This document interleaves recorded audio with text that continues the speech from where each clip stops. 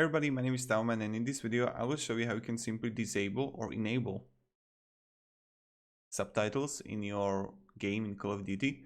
So let's start. The first thing you want to do is just be in Call of Duty, and when you have it, just click here options. When you will be in options, what you want to do now is just be in general, and you're gonna see it here in accessibility, and you're gonna see subtitles, and you just want to click here or disable or enable. Like, it's really up to you why you came to this video to choose which is important to you.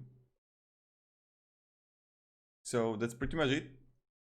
Thank you very much everybody for watching. If you have any questions, ask them down below in comments. I'll be really happy to help you and provide you some guidance, some support. You know how it works.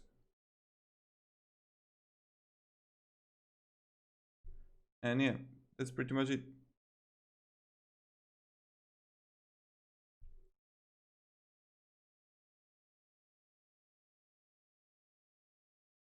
Goodbye.